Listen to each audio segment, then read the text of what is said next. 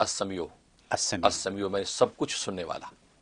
یعنی ہلکی آواز بھی سننے والا، بھاری آواز بھی سننے والا، بلند آوازیں بھی سننے والا، سرگوشیوں کو بھی سننے والا، یعنی اس آواز کا کوئی بھی پہلو ہو لیکن وہ سنتا ہے۔ یہاں تک کہ حضرت موسیٰ علیہ السلام سے اللہ تبارک و تعالیٰ نے فرمایا کہ ایک بھوری چیونٹی جو ہے کالی رات میں کالے پتھر پہ اگر چلتی ہے تو اس کے قدموں کی جو آہٹ ہے وہ بھی میں سنتا ہوں۔ سبحان اللہ، یہ سمیع، السمیع۔ اور یہ قرآن کریم کے اندر 148 مرتبہ یہ آیا ہے یہ نام، اور اس نام کے عدد 180 ہیں، 180، اور اس کا مفرد عدد جو ہے وہ 9 ہے۔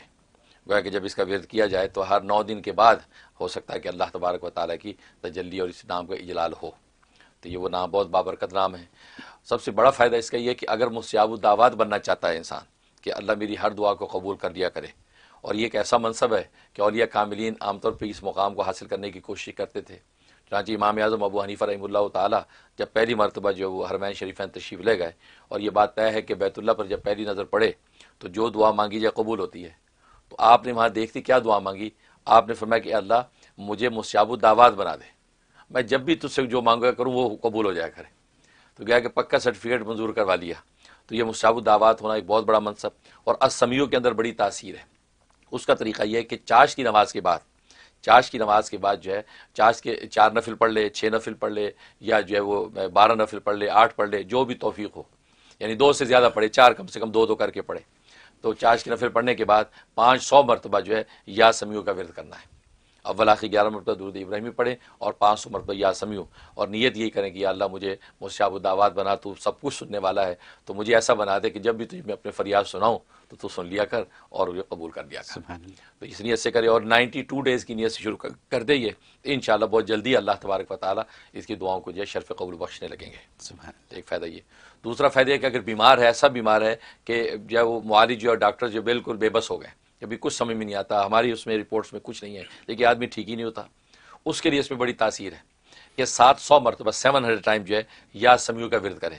اس مریض کے پاس بیٹھ کے کریں تو بہت اچھا ہے، اگر پاس بیٹھ کے نہیں کر سکتے تو اپنے مقام پہ بیٹھ کے 2 رکعت نماز حاجت پہلے پڑھیں، نفل حاجت پڑھنے کے بعد اب یہ یا سمیع 700 ٹائم پڑھنا ہے۔ اول آخر 100 ٹائم درود شریف پڑھنا ہے۔ چھوٹا درود بھی پڑھ سکتے ہیں، صلی اللہ علیہ محمد وآلہ وسلم، یہ بھی پڑھ سکتے ہیں۔ تو یہ پڑھ کے صدق دل کے ساتھ، توجہ کے ساتھ تفصیلی دعا کرے اس مریض کے لیے، اور یہ پابندی کے ساتھ 11 دن کرے،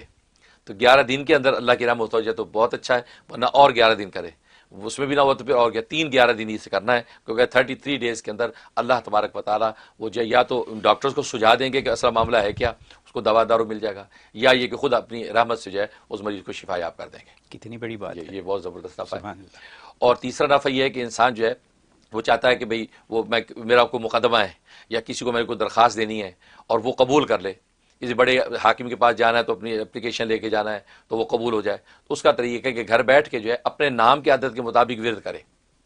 اگر اپنے نام کے عدد پتہ نہیں تو اس سمیع کے جو عدد ہے 180،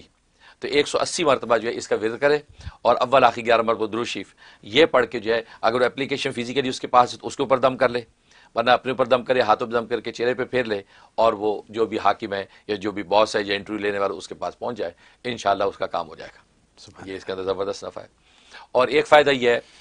کہ یا سمیع کا کہ انسان جو ہے وہ کسی دشمن کی طرف سے بڑا ستایا ہوا ہے، اور دشمن باز ہی نہیں آتا، اور ہر اینگل سے اس کو تکلیف پہنچاتا ہے، اور یہ اس کے بس میں نہیں ہے کہ اس کو کس اینگل سے میں اس کو ٹیکل کروں، پریشان ہو گیا۔ اب یہ اللہ تبارک و تعالیٰ کے سامنے درخواست رکھتا ہے، اور اس کا بھی طریقہ ہے کہ 2 رکعت نماز حاجت پڑھے، اور اس کے اندر نماز توبہ کی بھی نیت کر لے کہ اللہ میری کوئی لفظ سے خطا ہے وہ بھی معاف کر دے، اور میری جو حاجت ہے کہ اس دشمن سے مجھے چھٹکارا و حفاظت ہو جائے وہ مجھے عطا ہو۔ تو پڑھنے کے بعد اب یہ یا سمیع اس نے پڑھنا ہے 313 مرتبہ،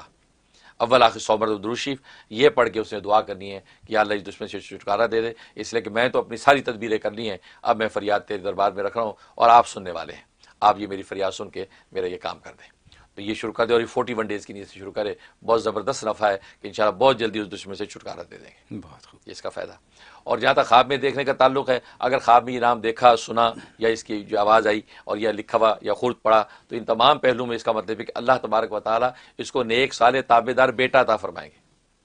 اگر اولاد کا سلسلہ جاری ہے تو نیک صالح بیٹا عطا ہوگا، اگر نہیں تو آگے جو اولاد ہے ان اولادوں میں اللہ تبارک و تعالیٰ کسی بیٹے کو یا بیٹی کو جو ہے اللہ تبارک و تعالیٰ نیک صالح تابعدار بیٹا عطا فرمائیں گے، جس کا دنیا کے اندر نیک نامی پھیلے گی۔ سبحان اللہ، یہ اس کی بشارت ہے۔ بہت خوب۔